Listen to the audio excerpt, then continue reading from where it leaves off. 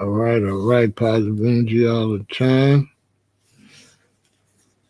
Hope you all doing great. Everybody on Facebook, everybody on Twitch, Kick, and YouTube. I am representing Chicago, Illinois, aka the Windy City. Rep your city. Much respect to everybody on both of my Facebook accounts. We got Atlanta, Georgia in the building.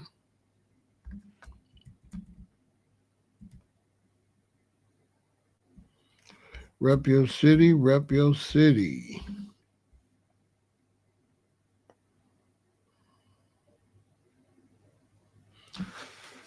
Yes, indeed. We are out here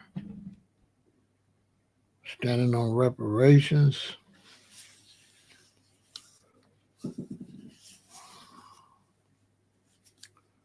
Trying to teach the value of lineage.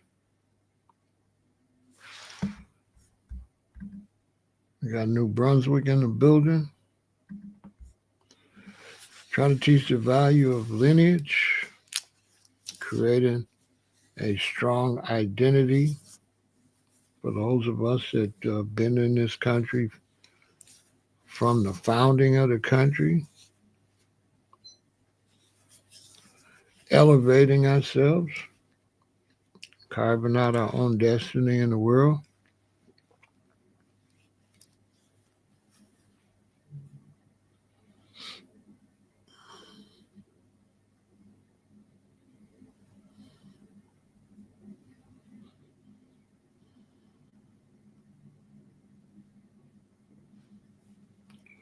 And growing this concept of lineage. Our lineage here in the United States of America.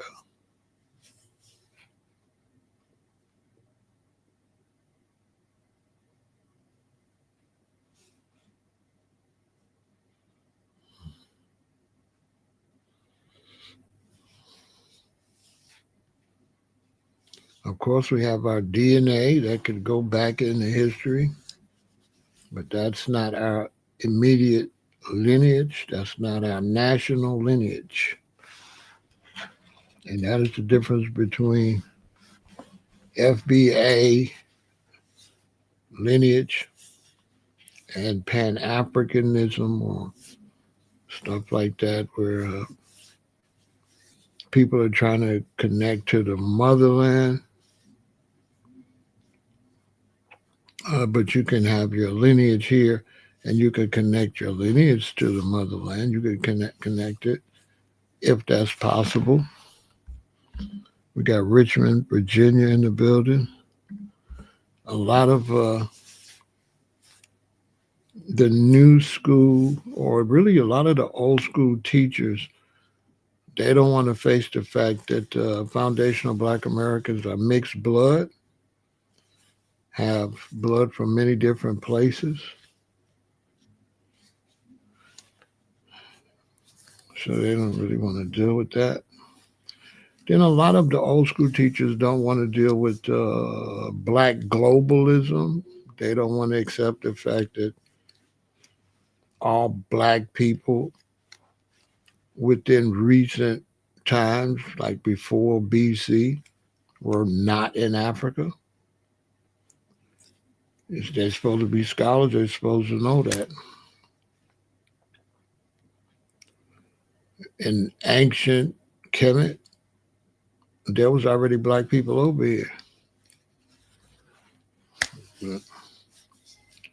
And everywhere the Europeans went in the world, Black people was there already.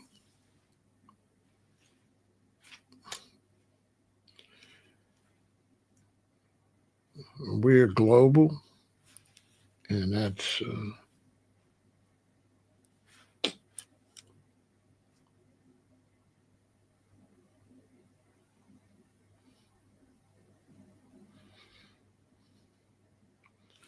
if you had some scholar or somebody want to debate, if somebody put up enough money, I'll take the money.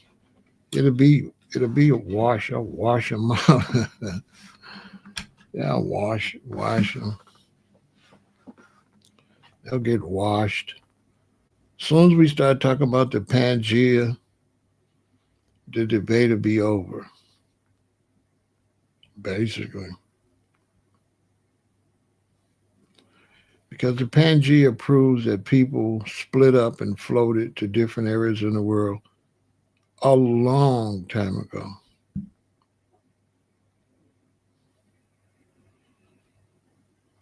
That'll be an easy debate for me. That'll be easy money. Yeah, that'll be a wash.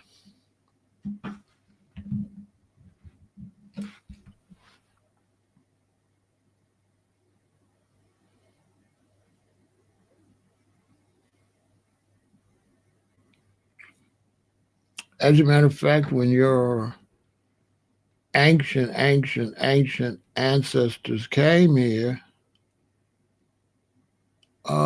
they actually landed all around the planet.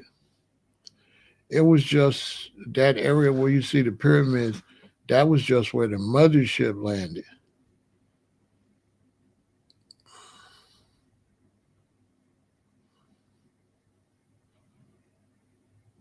But when it says in the scriptures, the chariots of God are 20,000.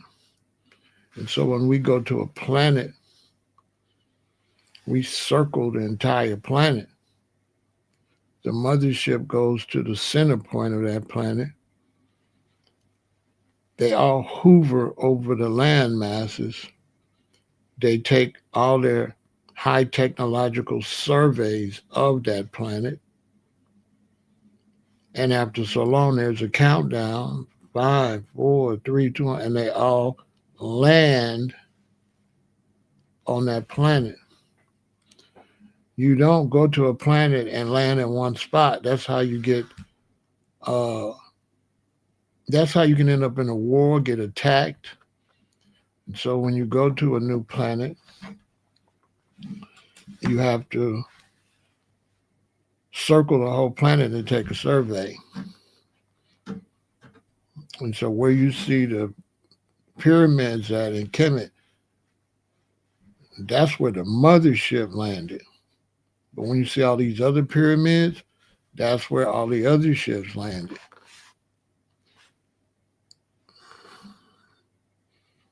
So we're really global.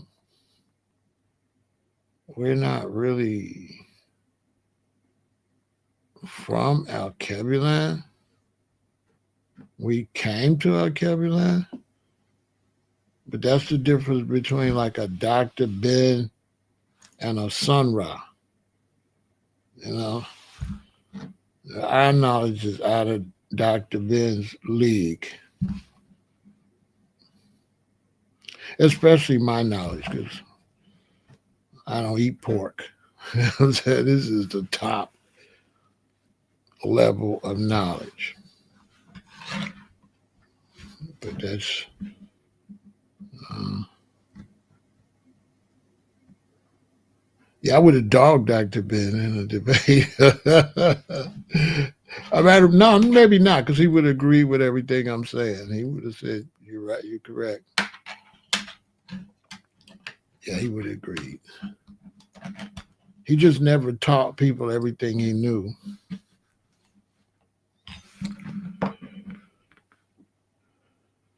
But we're going to get into that. Yeah, that'll be on from Kemet to Chicago. I'll talk about that level of knowledge over there. That starts in a few weeks.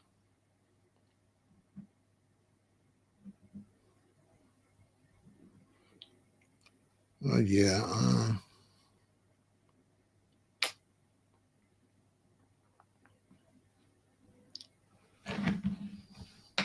So this conversation comes from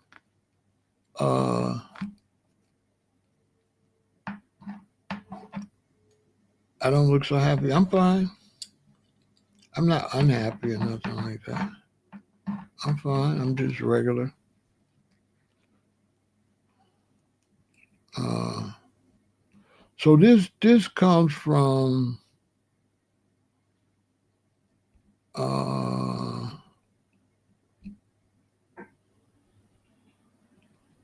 this come from uh, a lot of um, foundational Black American Pan Africans. They probably don't call themselves that, but that's what they are. So this comes from a lot of Pan Africans who kind of fight against FBA, kind of fight against lineage, but it'll be the first ones in line when we get reparations. Leave us out here to fight the fight, call themselves soldiers, but it's not fighting the fight. You see, historically, for you to really be a real soldier, you fight all the fights. The fights change, but as a so-called leadership in the community, you fight all the fights, whether it's the bus boycott back in Birmingham,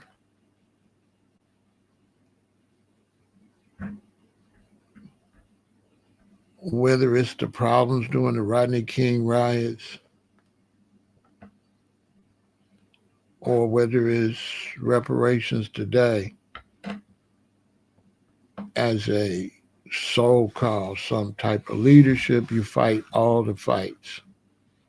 When you sit a fight out, you lose your rank and file.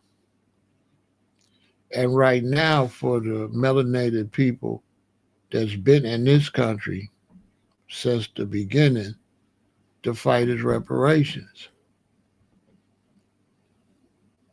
Anybody that's not in that fight is a traitor. It's a coward. It's a coward.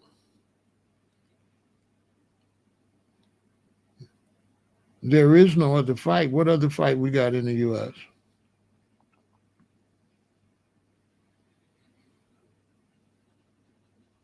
All the fights in the U.S. go under FBA, from the police brutality, housing, urban development, agriculture, food, health. All of that goes under Foundational Black American, the struggle of Foundational Black America, which is a real struggle. It was the Foundational Black Americans that supported the apartheid struggle. But we've never got no support from overseas. We've always done the supporting. Another fact that would shut down any debate. If you go look historically, you'll see when Mandela got out of prison, we brought him straight to New York. Who they ever championed and brought to Africa from over here? Malcolm X went as a Muslim. He didn't go as no African.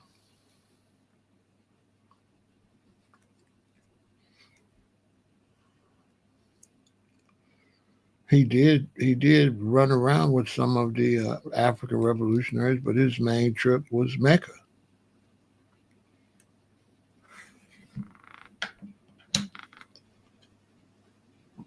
He was more Muslim than he was revolutionary, but he did stand with the people. He was torn between the Nation of Islam and FBA, to be honest with you. And Elijah Muhammad didn't want to deal with foundational Black American issues. He only wanted to deal with his religious organization, which made sense at the time because he felt like if Malcolm made too much noise, it would get Muslim brothers in a penitentiary unalive. So Elijah kept saying, you can't say all this stuff. We got brothers locked up. And the guards would do stuff to them. He was right.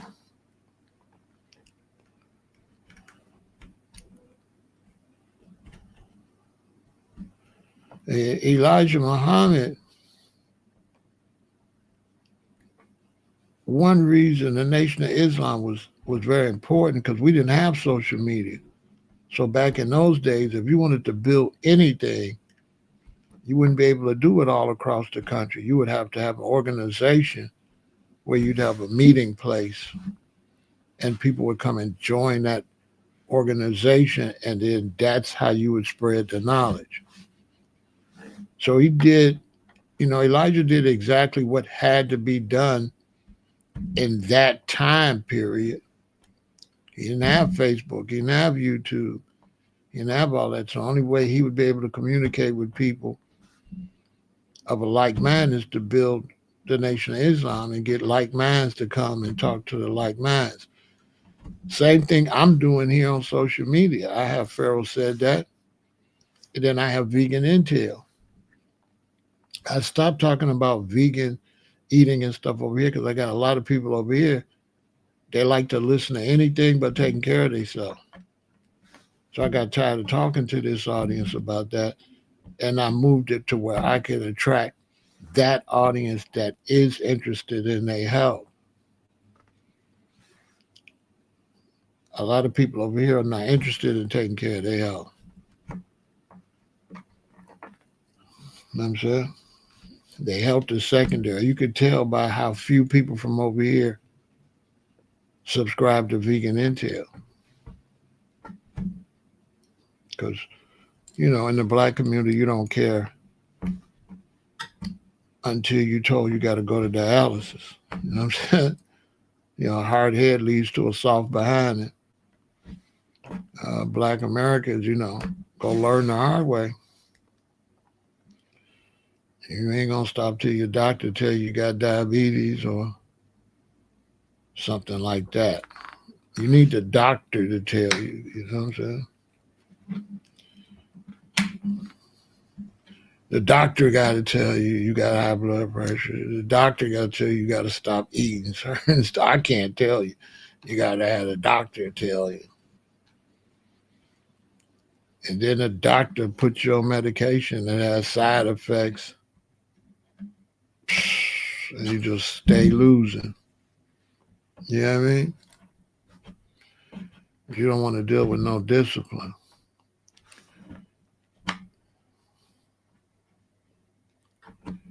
And that's what destroyed the Black Power movement, and that's why the Pan-African movement is lame, because there's no discipline. All you got to do is just get on social media, put up a red, black, and green picture with Africa on it, and that's what you are. And you can make up a name like Brother Rula, you know, and then you could be bootleg black. You can keep your slave name. You can make up a name, and then you can go in your make believe world. Yeah, your bootleg make believe Pan African world. You ain't never got to go to Africa either. You can just talk Pan African for 30, 40 years. You know what I'm saying? You can just talk like plant based. You got to really eat like that, right? You can't just talk about eating right. You got to actually eat right. But stuff like Pan African, you ain't got to do shit, but just talk. And you can raise your voice to make it seem like you like real, And you can kind of bounce around. You could be like a revolutionary today. You could be a scholar tomorrow. You could be a You could pan around. You ain't never got to do nothing either.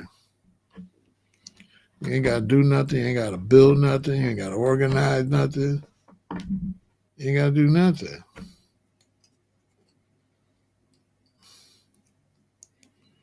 Just be a Peter Pan African. That's why, early as a shorty, I seen that. Because I know some of y'all want to know why I don't deal with the revolutionaries, why I don't deal with the Pan Africans and all that. Listen, man, I really was outside. And these younger Pan African and revolutionaries, they babies. They don't know nothing. But me, I was born in 1958, so when I came up and I was around real people that was Black Panthers, they were still here. You understand? These dudes younger than me, they not around real ex-Black Panthers or, you know, Black Liberation Army members and stuff like that. Like me, when I was 20 years old, right? That's 1978, right? 1968 is what? 10 years earlier. So they was here.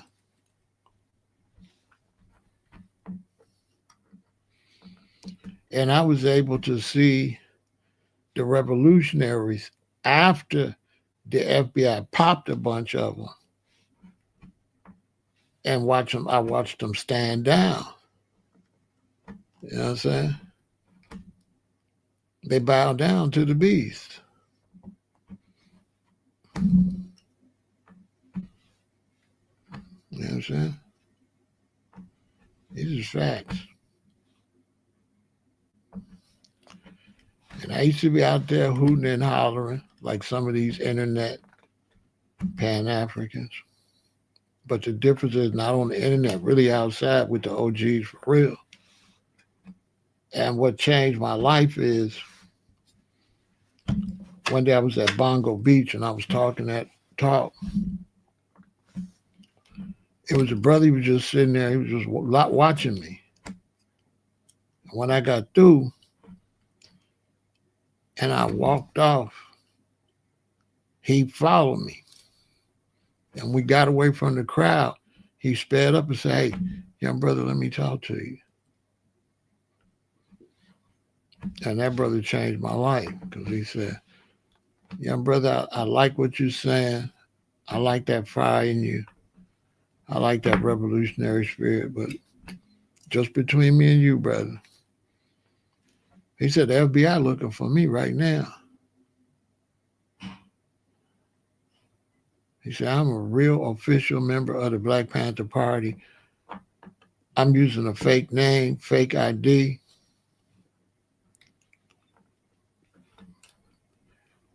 And he said, if they catch me, they're going to unalive me." He said, "Brother, stop talking like that."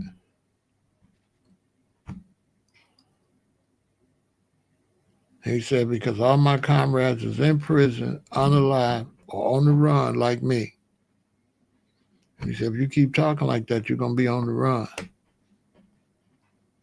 He said, "As long as you talking revolution and pro-black and you ain't serious, you'll be all right."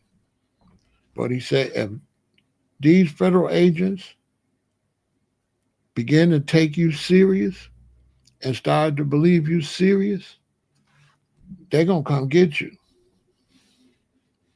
And he said, "Young brother, I can tell already you serious. You ain't got a chance. You won't live to be see 25. That's what he told me. And he said, I'm on the run, brother. So, young brother, he said, I like your energy and everything, but be quiet. Because all they're going to do is unalive you." And he said, "Ain't nobody going to do nothing. You just going to be gone. Ain't nothing going to change." He said, "Look around." He said, "Fred gone, right?" He said, "Malcolm gone, right there. Look around. What changed? You just doing this for nothing." That's what he told me. Much love to my brother Andrew for the support. And being young, I heard what he said, but, I was a radical. So I didn't really change. And I ended up in LA. I was in LA and it was some elder rosters, some foundational Black American rosters, JJ and Ojinky. Ojinky is like the oldest foundational Black American roster in LA. And I forgot where it's at, but I was doing the same rhetoric I was doing at the park. Guys were militant, revolutionary, stand up, woo, woo, woo, woo, we ain't gonna take woo, woo. I was talking about going to war. And that's what changed me, because JJ and Ojinky, they weren't like the other brother. They got pissed. They did not. Ooh, they was mad.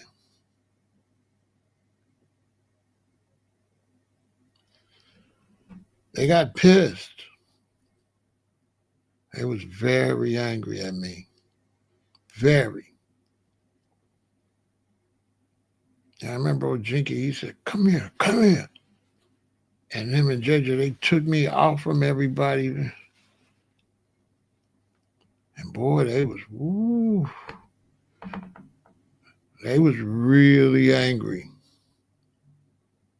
Because they was like, you been talking about war. We been to Vietnam. We been to Vietnam. You been to war? I'm like, no, I ain't been to Vietnam. You know, they stopped the draft. He said, we been to Vietnam.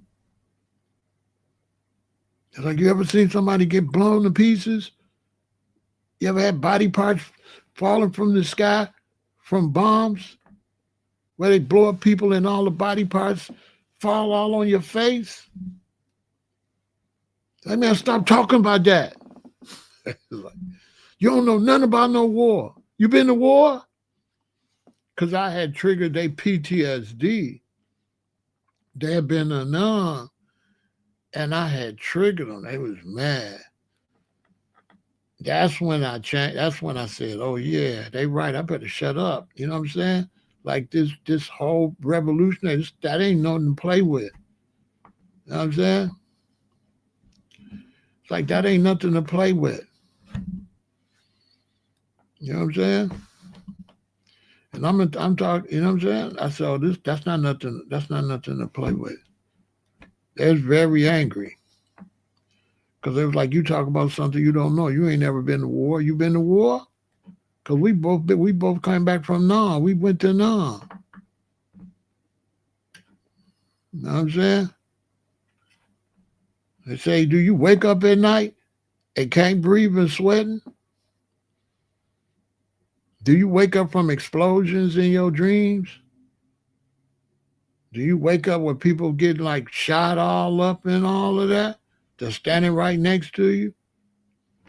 Have you ever been in a foxhole and it's 80 y'all in there and 6 of them is unalive and bleeding all over the place, but the enemy looking for you and you got to stay in there with all that blood and all of that and hide? They asked me, they said, have you ever pulled a body over you to pretend you dead too? Or 10 or 15 people come looking to see if anybody else is still alive?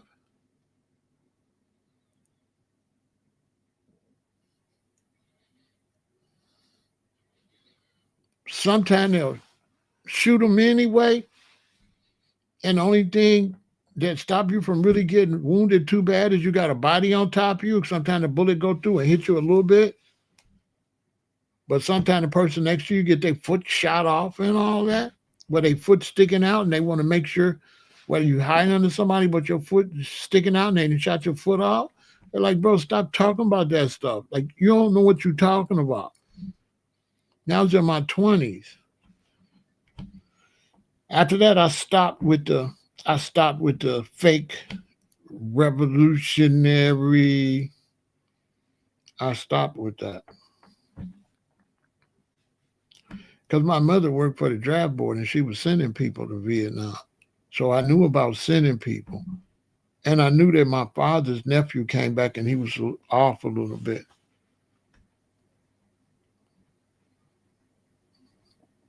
think like would be like my first cousin. He older than me. Adolf came back. He was a little messed up from Vietnam. I think he all right now. He got into the church, became a pastor.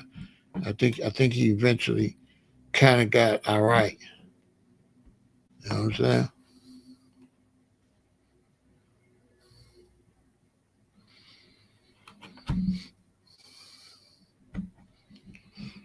So all that militant talk, don't y'all believe that stuff?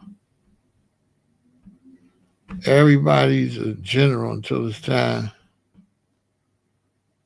to go to war.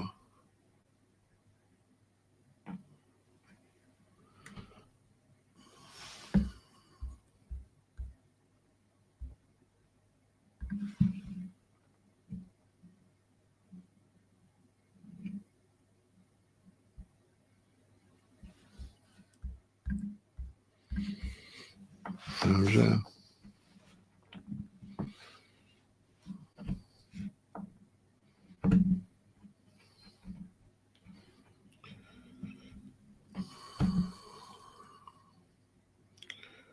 And so right now we're in a war, but it's not a physical war. We're trying to fight for something that Lincoln had gave our ancestors here in this country, but then they unalived him and took it back. They had already gave certain people their 40 acres and a mule and took it back. And reparations have been a fight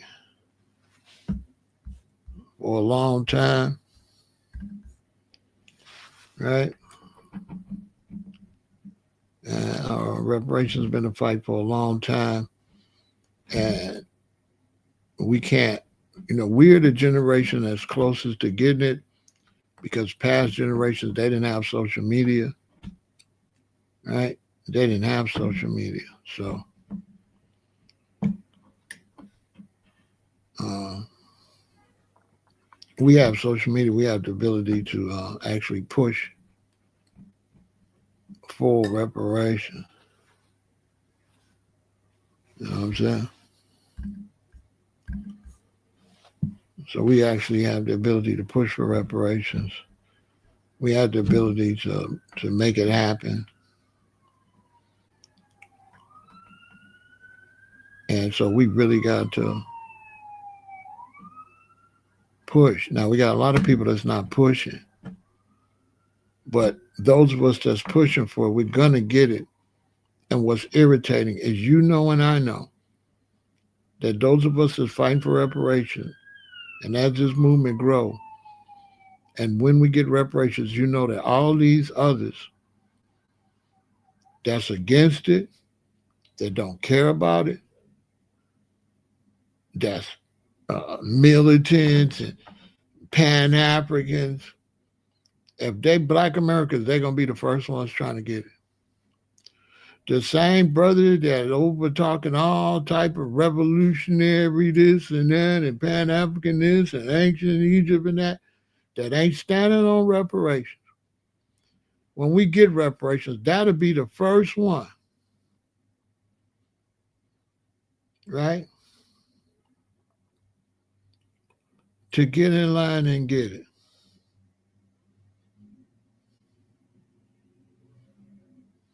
You understand? That'll be the first one to get it.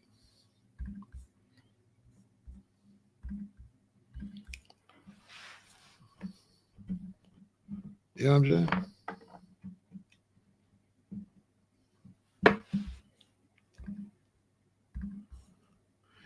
And where's my mods? Anybody over here talking all reckless and all over the place? Would you put them on timeout till tomorrow?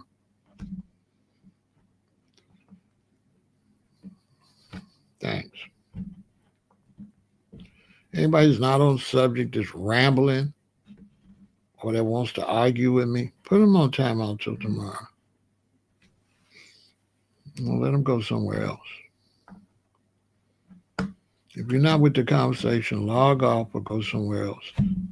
You're all supposed to be adults. You know what I'm saying?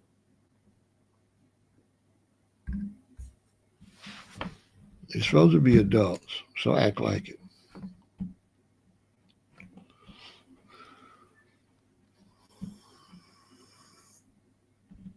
And so we're in a situation where we have a lot of people that's really not supporting Pan-Africanism, not supporting foundational Black Americans. But once we get the work done, believe it or not, those are going to be the first people to try to get in line. This is one thing that's wrong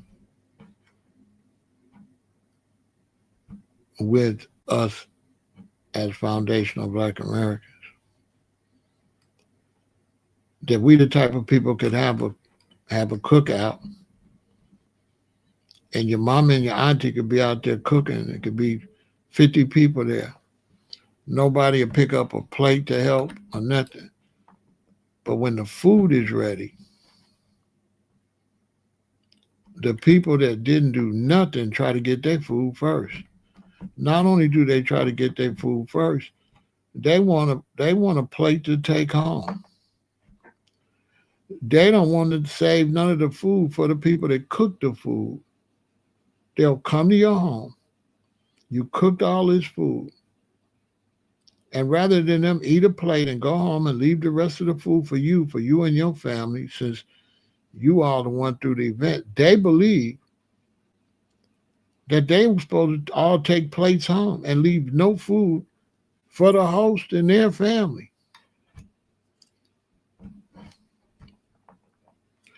And with reparations, a lot of these dudes that's doing all this yapping, that's not standing up for foundational Black Americans or American descendants of slaves, and are not pushing for reparations, they will be the first ones trying to get a check.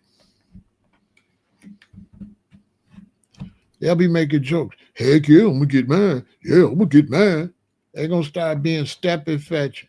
It's not one of these Pan-Africans that ain't going to try to get that check once we get it. Not one. Except the ones like Umar that can't get it. But all the other ones that's foundational Black Americans but don't claim foundational Black Americans, talk about they Pan-Africans, there ain't going to be no Pan-Africans when we get reparations. They're going to be the first ones in line trying to get a check. They're going to be the first ones. Whether it's Professor Smalls or Sarah Seti, they're going to be the first ones trying to get a check.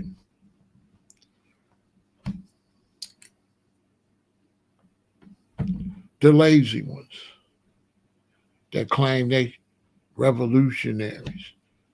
Well, revolution is change. And fighting for reparations is fighting for a change.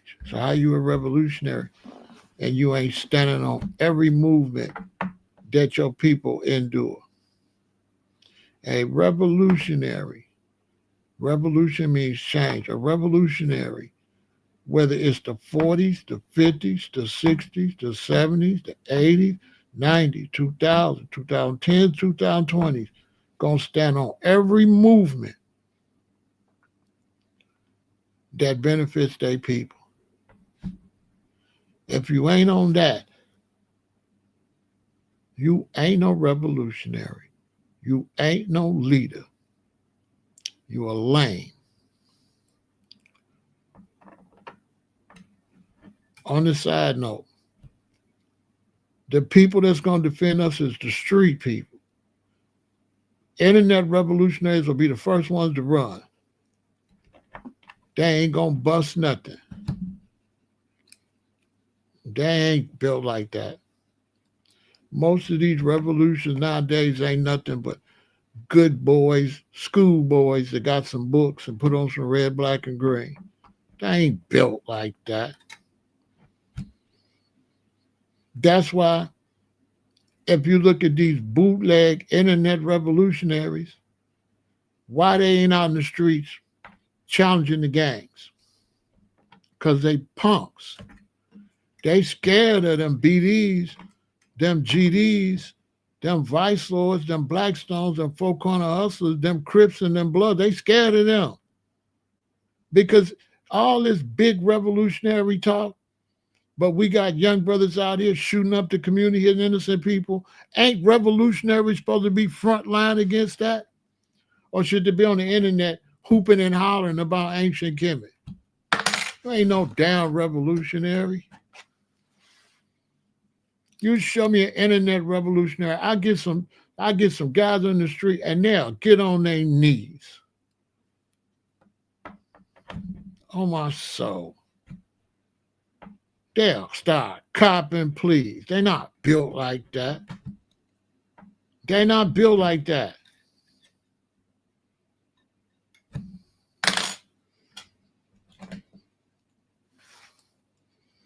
I did 4 months in the Cook County Jail, and I was not in there. I was not no revolutionary. Okay? I wasn't no revolutionary. Listen, Cook County Jail is one of the most dangerous jails in America. It's worse than a lot of prisons. People cop out, try to go to prison, guys. I was in there. I wasn't no revolutionary. And I didn't get arrested for doing nothing revolutionary.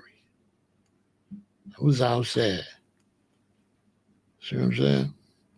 But I do got a pro-black mentality, so I don't really use my dark energy against our people. So that dark side I got, I would never use it against our people. I just park it and try to tame it and try to stay on the positive side. But just a word to the wise. You know what I'm saying? I'm not a revolutionary. And if I come to see you, I ain't bringing no revolutionaries with me. So this is why I don't push violence. I don't promote violence or anything like that, because that just could go bad. And you're looking at 20 years in the penitentiary, life in the penitentiary, where you're out here perpetrating violence on your people.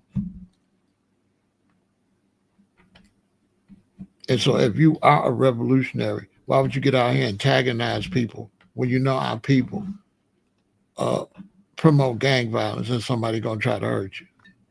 Why would you do that? You know what I'm saying? Why would you do all that? Just calm down with all that. Mind your business. That's the best way to stay healthy. Mind your business. Stay in your lane. Because we all know that all these brothers and sisters that this foundation of Black Americans that could get reparations, we all know that those of us that fight for it and get it, we know all them brothers and sisters that's leaving us out there by ourselves, they're going to be the first ones trying to get the money. That's what's wrong with our culture here in the United States. All these lames that's on this internet but ain't fighting for reparations. First off, if you ain't fighting for reparations, you a coward, especially if you're a man. You're a coward. You're a lame, and you're a disgrace to all your ancestors that was in this country, that suffered in this country. You are a disgrace to your uncles, to your great uncles, to your great great uncles, to your grandfathers, to your great grandfathers, to your great great grandfathers. You are a disgrace. And if you went all the way back in ancient Kemet, and you could bring a pharaoh from that time here, and he'd seen your punk ass wasn't standing up for reparations, there is no pharaoh that would like you. Nowhere in history. There is no ancient pharaoh that would like any black man over here that ain't standing on business right here, right now. You would get no respect. None. You would be a loser and a coward in ancient times. Just like you a loser and a coward in these times if you ain't standing up for what they did to your recent ancestors. Any man that won't stand up for their recent ancestors, you believe they care about their ancient ancestors? Who believe that? Who believe any man that's not standing up for the recent atrocities here in the United States would stand up for anything in ancient Canaan or ancient Israel or ancient Mecca or wherever? Who believes a coward like that would stand up for anything? Because if you are lame today, you was an ancient lame. You've always been a loser and a coward and a talker. You ain't never been a doer unless it benefited, put money in your pocket. But when it came for standing up for these children and these women and these older people and for your recent relatives, you's a coward.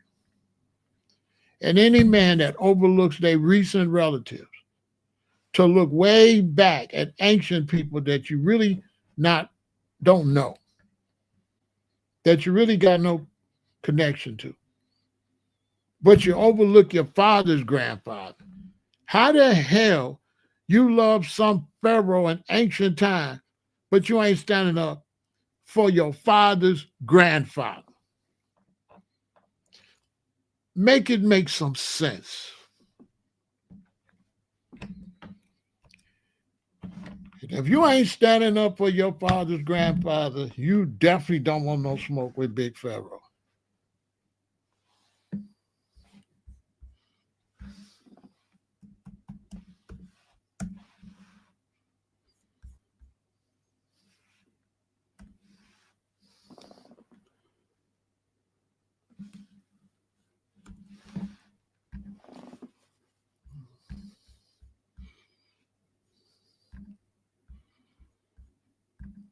For sure. And the coward needs to stay in a coward's place. And all you brothers out there that ain't standing up for reparations, you're cowards. You're cowards and you a disgrace. Let's take a break and then we're going to finish.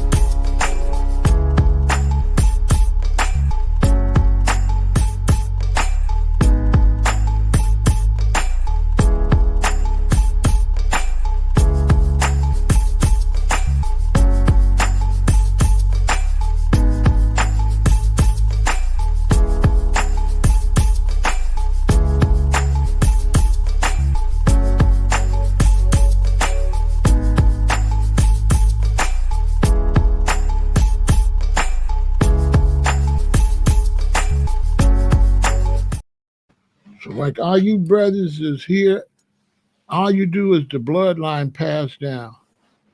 So all you foundational Black American men, your bloodline has been passed down. Your bloodline from as an ancient Hebrew Israelite, as an ancient person from this country, as an ancient person from West Africa, as an ancient person from East Africa, as an ancient person from the islands. Your DNA been passed down here. You are not reincarnated here to worship yourself back then. You are reincarnated here to do what's necessary today here. All you brothers and sisters that's reincarnated in Africa today, you are there to get work done in Africa. If you're in Nigeria, you're there to get work done in Nigeria. If you're in Jamaica, you're there to get work done in Jamaica. If you're in Ethiopia, you're there to get work done in Ethiopia. If you're in Europe, you are there to get work done in Europe. And if you're in the United States, you are here to get work done here. You are not here to be studying and praising your past incarnation. That's not why you're here in 2026. You are here in 2026 to get things done in 2026. You're not here to worship what you did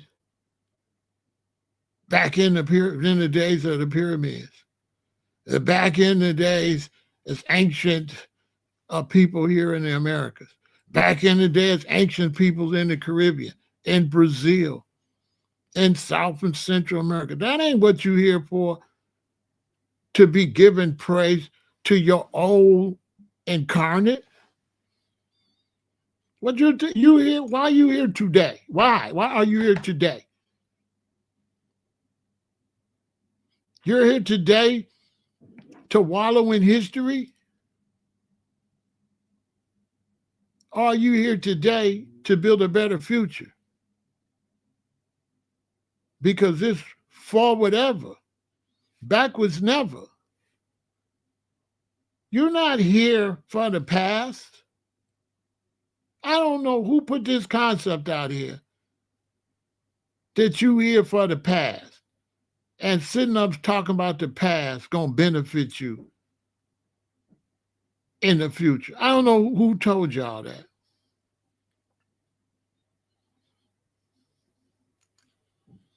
They say stupid stuff like a person without knowledge of their history is like a tree without roots.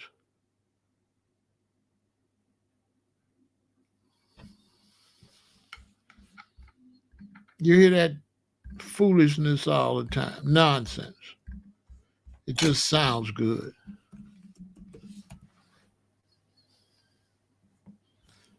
Sounds good. Nonsense.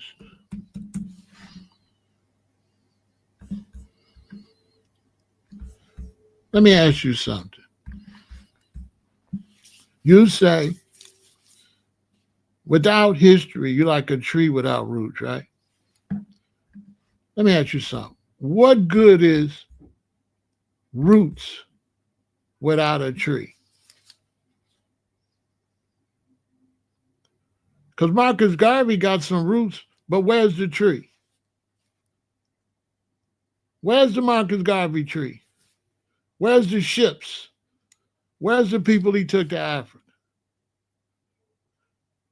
What good is roots without a tree? You always talk about tree without roots. There ain't no such thing as a tree without roots. Anyway, there is no such thing as a tree without roots. But there is a such thing as roots without a tree. You're looking at it. What good is roots without a tree?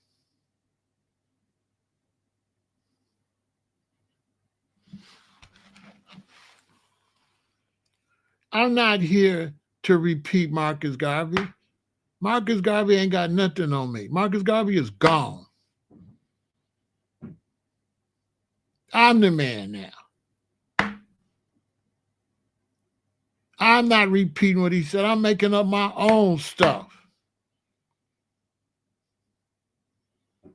And put that in the books. What good is roots without a tree? What good is the roots of an apple tree with no tree and no apples? Because you're trying to act like roots is so important. There goes some roots right there. Is it important? Can you get food off of these roots? Can you get shade with these roots? No, these roots are worthless.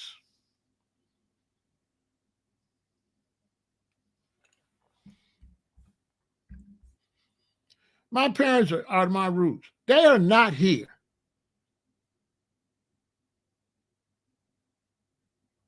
They cannot help us at all. My grandparents, they are not here. They cannot help us. They cannot take my children to school. They cannot watch the grandbabies. They're not here.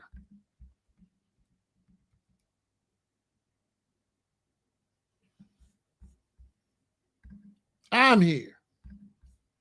The tree is here. The tree is way more valuable than the roots. Because the tree has roots, but the roots ain't necessarily got no damn tree. Big Pharaoh said that.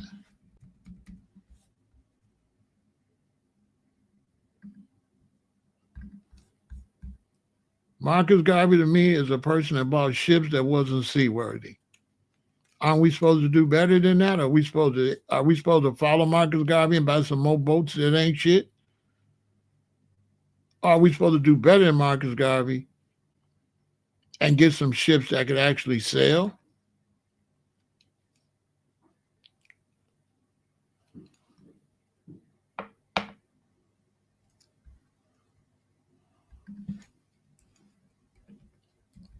I remember watching Dr. Ben stand on the stage talking, I eat pork. And I remember his health conditions when he passed away.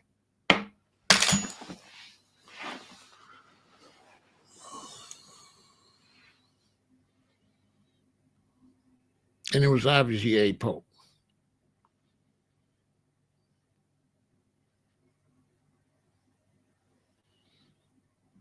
Because health is wealth, and he ruined his health, so he died with no wealth.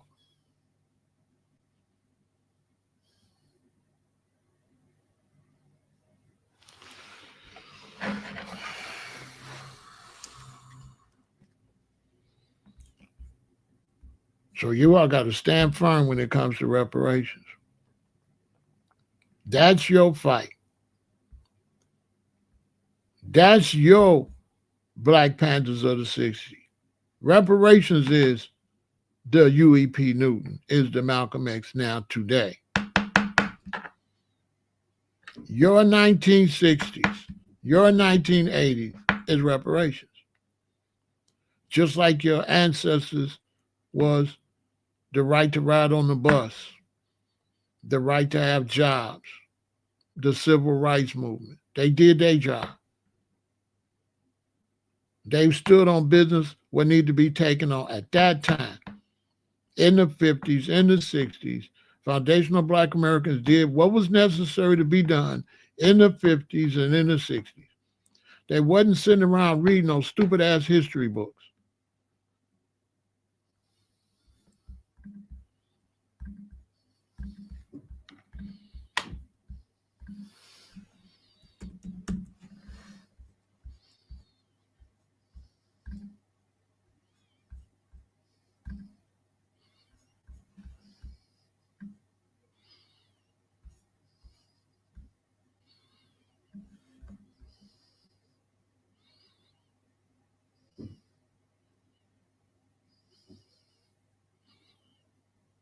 I'm going to keep it real.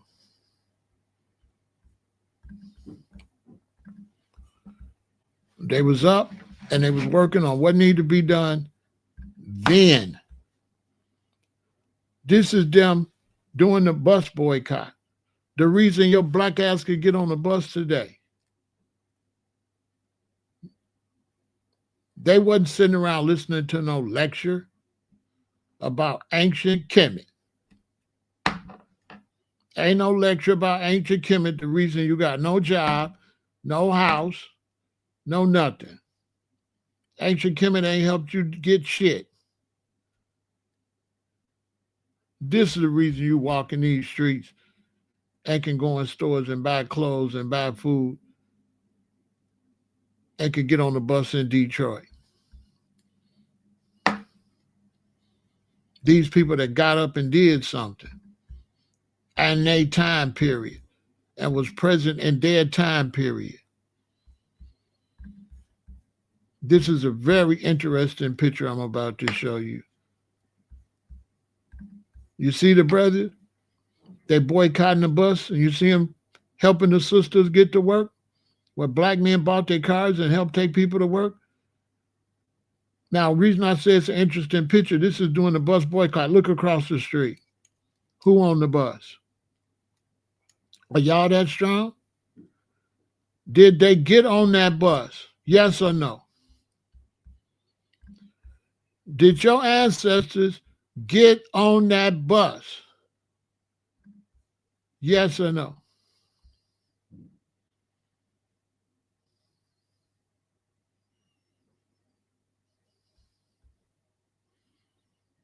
Did they get on the bus?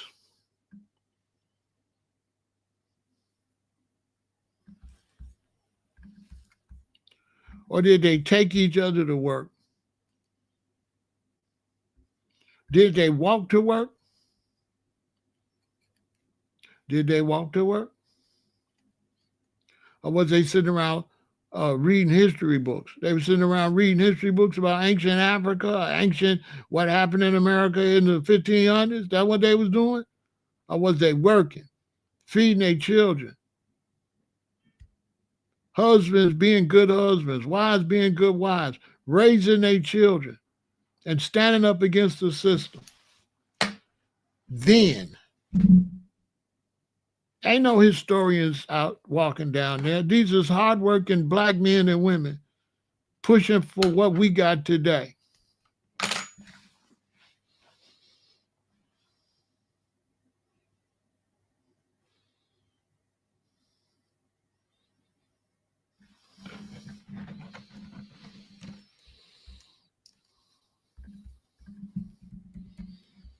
So y'all better stand firm.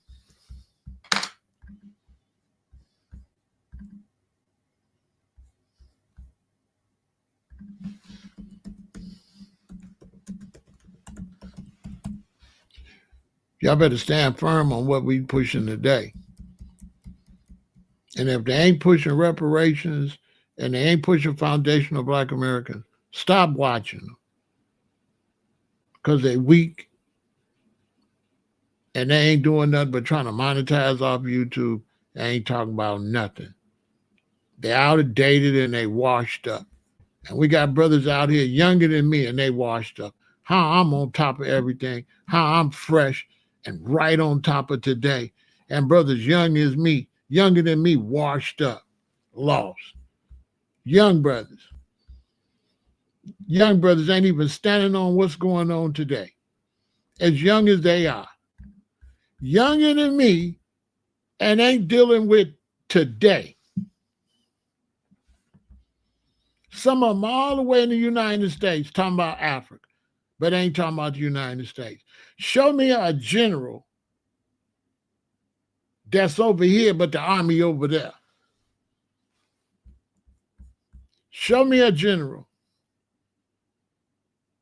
that's talking about some people way over. That's the general of some people that they ain't around.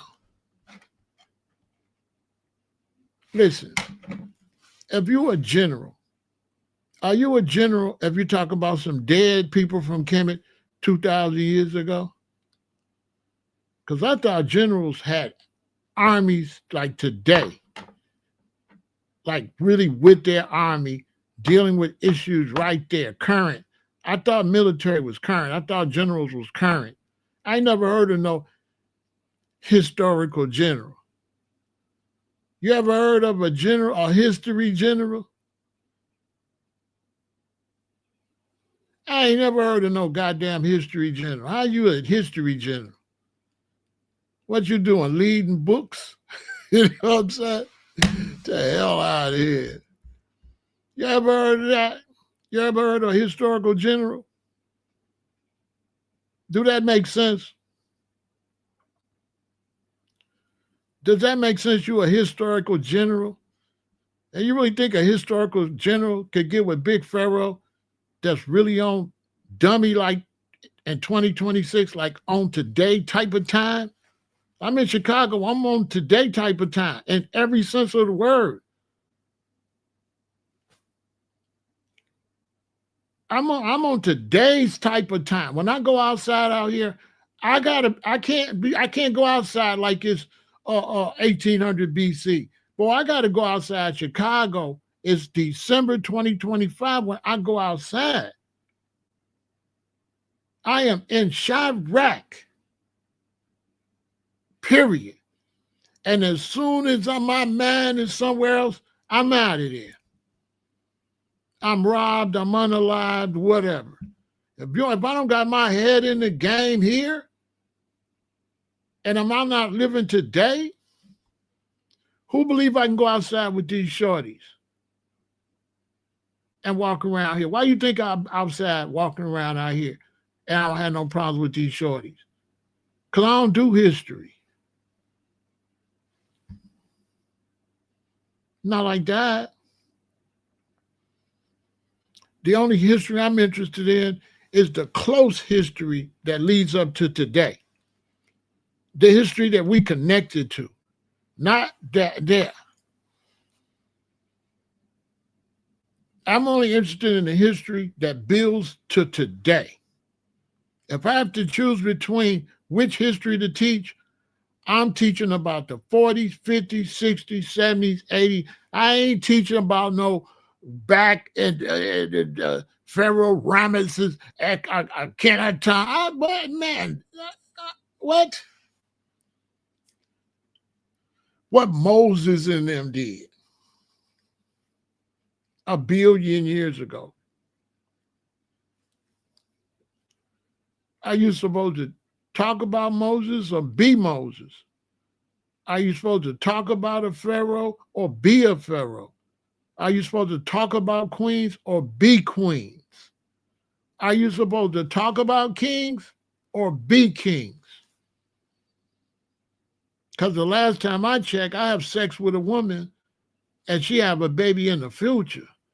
I ain't never had sex with a woman and she got pregnant, had a baby in the past. I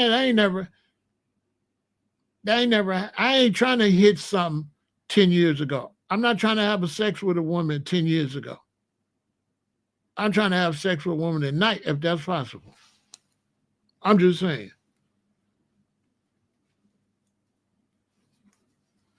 I'm not watching no videos of sex I had with women 20 years ago. I'm trying to make a movie tonight. I'm just saying. I'm trying to hit something over the next 10, 20, 30 years. I'm not thinking about no woman I was with in 1980. I'm thinking about what I'm going to be hitting in 2035. I'm just saying. I'd rather think of my plans in 2035 than what I did in 1958. Listen, if you want to live, young people, you better think about the future. Too much thinking about the past, unless it's the recent past for teaching to show how you got to where you at, that's fine. But if it's something disconnected that doesn't teach you anything about how you got where you at, it's garbage.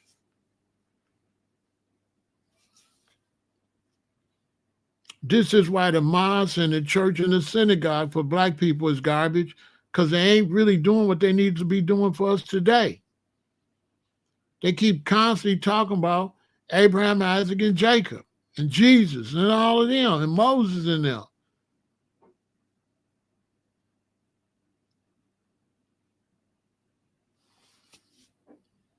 Meanwhile, our babies can't read. Our babies can't do math. Our babies ain't got no communication skills.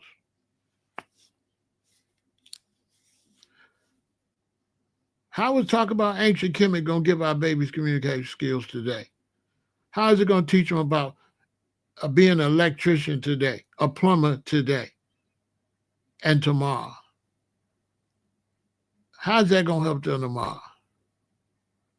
Talking about something that's well disconnected from how we live. Talking about at least you could be talking about something where they had modern day electricity, modern day cars, so we could tie it into these cars. You talk about mugs and riding around in chariots.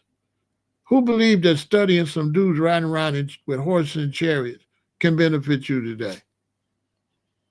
I've read all that stuff. Them comedic scholars, I know all that stuff. That stuff, man, that stuff ain't worth nothing.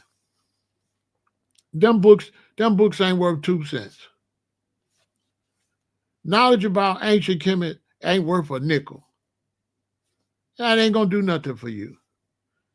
The only way it's gonna put some money in your pocket if you's a scammer charging people to listen to that, like a comedic preacher in the church. You ever seen these revolutionary brothers constantly used to be talking about how the church was scamming black people, talking about Jesus and Peter and stuff. And you notice a lot of them, it's like comedic preachers doing the same thing that us black power people used to say the church was doing. Y'all don't notice that?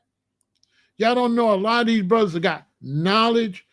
They just changed out old Christianity knowledge for ancient African knowledge or ancient Native American knowledge. The same bullshit, different toilet. You ever notice that? All they did was turn the church into a red, black, and green church. Doing this ain't nothing but a preacher. Nothing motivational. Nothing that gets you out here to eat better. Nothing to get you to exercise. Nothing to get you to go out here for us to go into business. Talking about what Imhotep did. Want to sell you a movie about Imhotep. That ain't no scam. That ain't no red, black, and green preacher then took the scam of the church and made a black conscious scamming. Y'all seen when Polite and all they was, all that whole movement that I'm stepping on, because all these brothers come out of that. It was nothing but a scam. It was nothing but red, black, and green scam. Hebrew scam. Islamic scams. Nubian scams. Moorish scams. The Moors ain't teaching us about no electricity or doing nothing. Nobody but like red and blue. The only ones like giving us update information.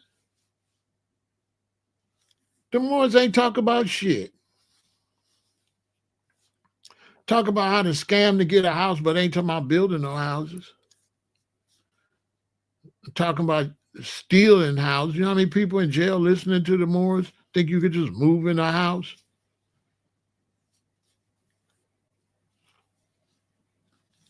Ain't nobody motivating us for the future. And then you got revolutionaries, right? Talking about they revolutionaries. But people robbed our people, right? So people had our people picking cotton on and didn't pay them. And revolutionaries ain't trying to get their money. Is a revolutionary not trying to get reparations for their ancestors got robbed? What type of revolutionary ain't standing up for their people got robbed? How is you a revolutionary and they robbed your great-great-grandmama and you ain't trying to get her money for your kids? How is you a revolutionary when you accepting a robbery? When you're descendants of black people that have been robbed when they couldn't defend themselves, and now you're the big bad soldier that's free that can get their money, and you talking about punt. You talking about ancient Abyssinia, but they robbed your great-great-great-granny and great-great-great-granddaddy and your punk ass ain't trying to get their money. Punk.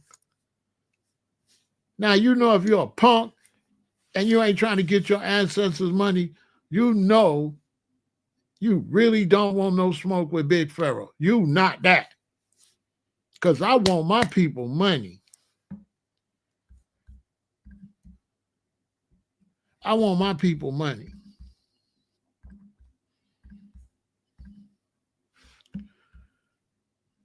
I want my people money.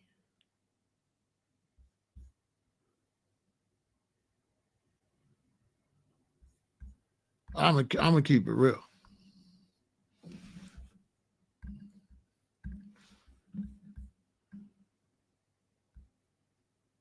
Let me show you something. What y'all better do. Instead of all them pictures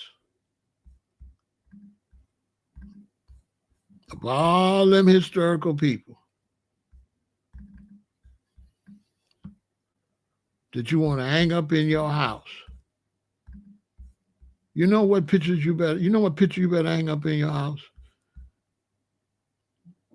You better hang your granddaddy picture up in your house. And you better hang your great-great-granddaddy picture in the house. If you got Malcolm X in your house, but you ain't got your granddaddy picture, you ain't got your great-granddaddy picture, you a lame. There is no man in history to me more important than this man. This is my father's father. This is my grandfather. And look at him. Does he not look cheated? Does he not look like he still tried to put on a hat and a tie and tried to keep some decency? You don't see what I see? You don't see a man that they was beating down that still tried to keep some decency? That had to wear an old shirt and an old tie and pants and belt, but still tried to make himself look the best he could. You don't see that? Do you think his clothes was as nice as a white man clothes? That was his age at that. Who you think had the best outfit on? Him or a white man? You don't see the pain in this man's face? You don't see the fight for dignity? This is my father's father. You can't see the fight in his face?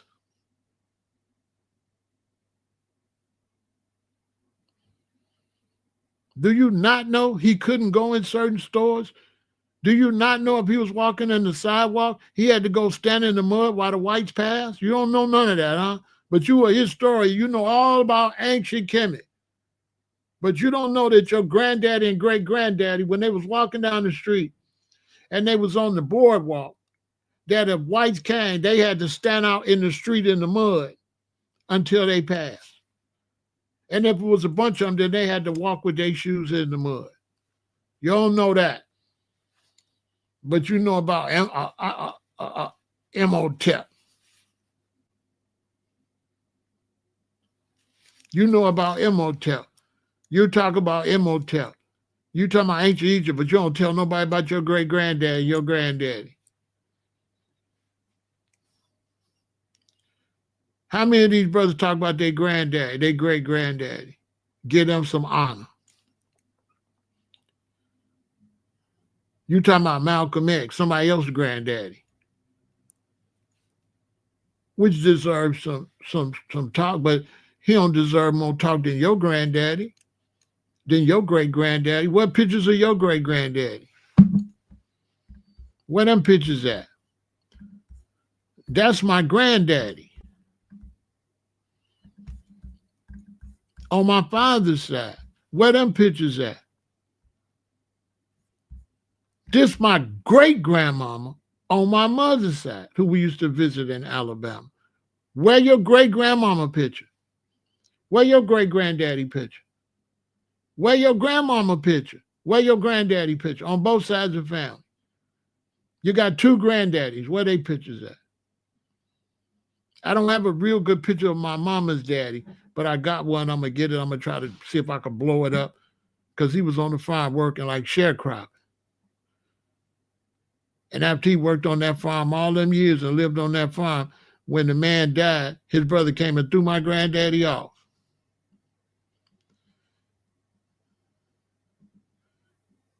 Yeah, this woman's son, because this is my mama's great grandma. Her son is my mama's daddy, is my granddad. And her son lived right up the road and had a farm where my uncle and aunt lived, and he lived there basically almost his whole life. When the white man died, he gave it to my granddaddy. Later, the son came, took the land, and kicked my granddaddy off. The land that my daddy worked, my granddaddy worked his whole life. My granddaddy was probably 80 something. And that man threw my granddaddy off the land that he raised his children on and worked all them decades. And then the government put my granddaddy in one of them houses, right? One of them government houses, right? Real talk. So now every year I used to go to Alabama with my parents, right?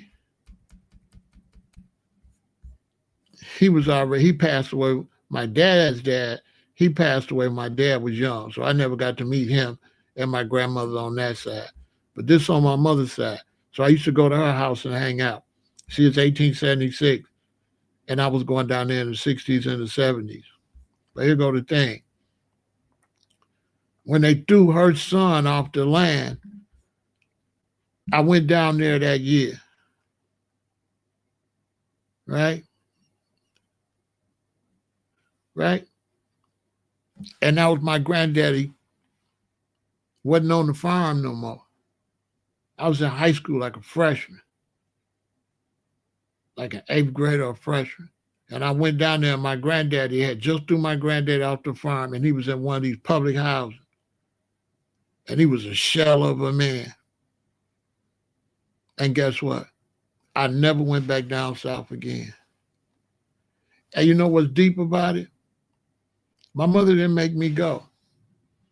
And I think about it all the time. Why my mother didn't make me go. Because she probably seen the pain in my face. Think about that. I was a young, like what, 15, 14, 15? And my mama left me in Chicago by myself and went down south to see my granddad, but she didn't make me go no more. Now my mother passed away. But if she was here, I would ask her, Mom, why you didn't make me go? But I already know the answer. Because I loved that farm.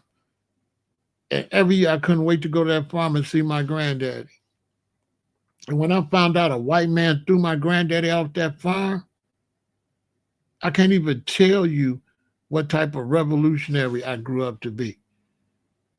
But not one of these bootleg comedic history revolutionaries.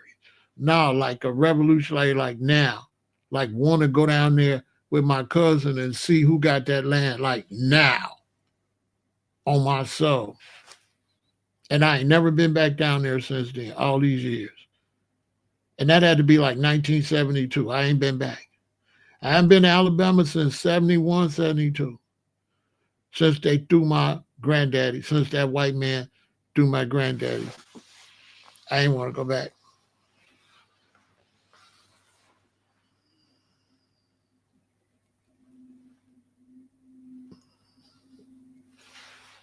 I didn't want to go back.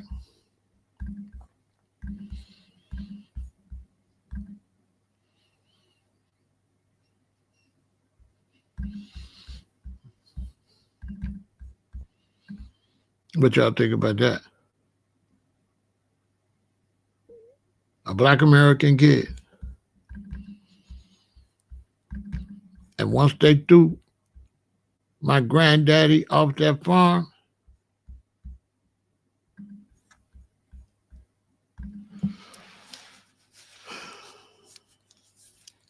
look what I turned into.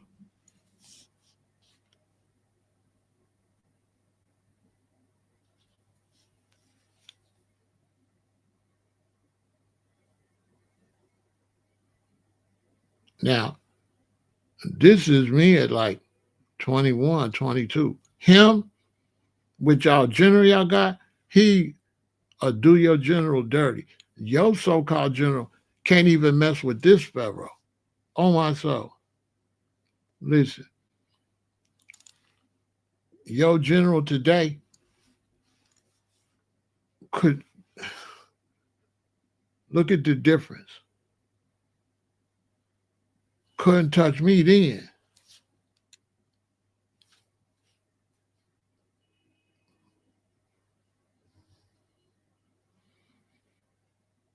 Because I wasn't talking about it, I was being about it. You could see the vibe. This ain't no bootleg historian. This is not a picture of a historian. This is a real revolutionary. This picture here, that's not no historian. This is not a picture of a Kemetic scholar. Know that. And this is me when nobody knew where dreadlocks was in the city of Chicago. I started growing my dreadlocks straight from a Jerry curl. I haven't had a haircut since a Jerry curl. And this is me on buses in Chicago and LA and Compton, when nobody knew what dreadlocks was. And what you think was the interaction between me and young black men on them buses and stuff if they played with me? What you think the vibe was? Because didn't nobody know what dreadlocks was back then. It wasn't hardly no Jamaicans up here yet.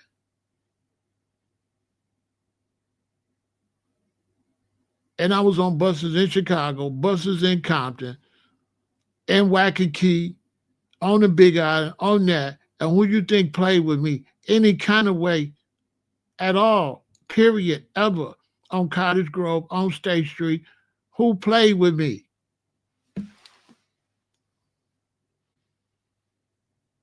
Because I got nunchucks behind my back in my pants. I got Chinese throwing stars in my pocket. Look at that right pocket. There's something in there, and it ain't no cell phone. Look at that right jacket pocket. What's in there? And we didn't have cell phones. It's some type of weapon in that pocket. These are facts. And I don't got on Timberlands. I got on karate shoes. These are facts. I got on karate shoes.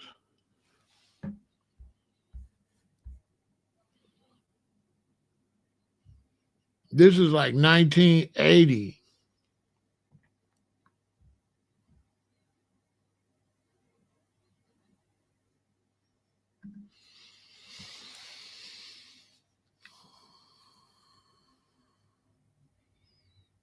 That's what I turned into once that white man took my granddaddy's land.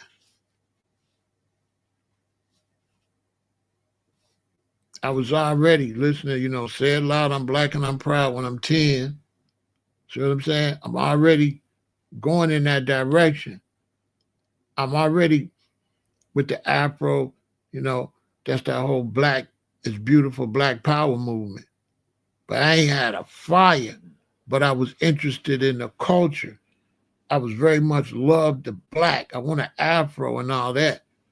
But when that man took my granddaddy's farm, that's where the bad side came up. That's when the anger. It was already some anger when I read the culture and read the history of slavery and all that.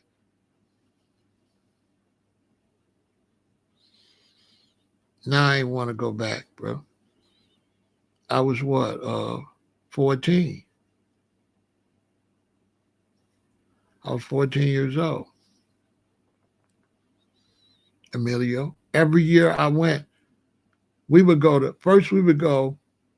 get my grandmother in Detroit. Then we would go, first place we would go was Uniontown, Alabama, to my grandfather's farm. We'll stay with my grandfather a week or so.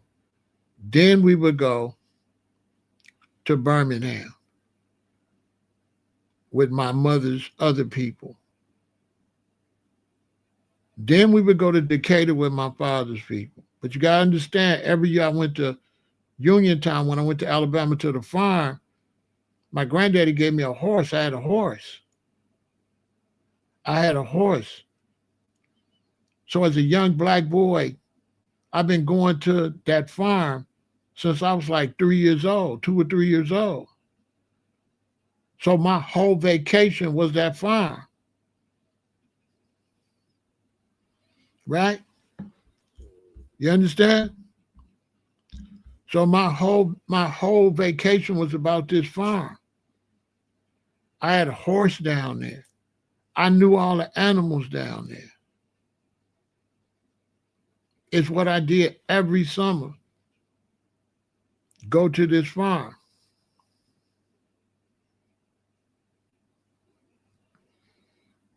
With my grandfather.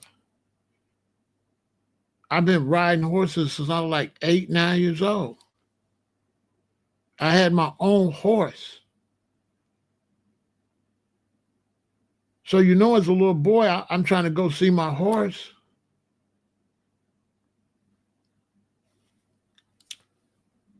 I can't explain to you the experience. So now I'm growing up in Chicago in the 60s. So I know all about racial shit already. I'm from Chicago. Where you from, Emilio? I'm from Chicago. Where you from? So I'm already militant. So what you think when I find out that the white man kicked my daddy off the farm? I went one time. And when I see my granddaddy dejected in public housing, I didn't want to go no more. I wasn't even aware I didn't want to go no more. You know what I'm saying? But my mother knew. That's what I'm trying to tell her, Emilio. You wasn't listening. Why my mother let me stay? Why she didn't say, no, come on, you got to go? Why my mother let me stay? And I'm only 14, 15 years old. Why she didn't insist I go? Because I believe my mother seen it in my eyes. She probably watched me that first year when we went down there. Not to mention, my mother probably didn't want to go, just had to go. Because my grandfather was never the same. After that, every morning he'd get up and go take care of the farm. After that, my grandfather used to get up and go drink. That's what my cousin told me. Because my mother's sister came up here and had my cousin. So my younger cousin, me and him is tight. And his mother still took him down there. And he told me, he said, granddaddy was messed up after that. All he would do is just go to town every morning and drink. But I'm too young to really know. I don't want to go, so I'm not thinking I don't want to go. I just don't want to go. To the point like it wasn't no discussion. Think about that. I can't remember no discussion with my mama. I don't want to go. She just didn't take me no more. Think about that. And I didn't want to go. And I had hate in my heart. I hated that white man. I didn't know who he was. I used to think about doing stuff to him, but I didn't know who he was. Imagine that as a child. I ain't nothing but a freshman. I'm thinking about, I want to see this man. I'm thinking when I get grown, I can't tell you what I'm thinking. I'm going to do this man that took my granddaddy farm. And even still today, me and my cousin laugh about it because I keep telling my cousin, I don't want to bump into that family down there on that farm because we might not get out of Alabama. This is Alabama. If I do something crazy, it's a long way to get across that state line.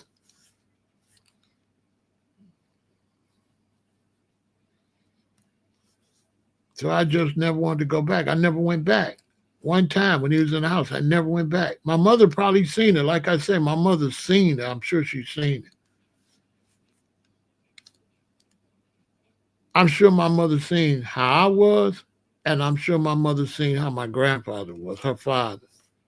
And I know it probably had to be rough for my mother, but that's her father. So she used to go out there and take them stuff, take them money, take them food. They were struggling still in Alabama. But she didn't make me go. I never went back.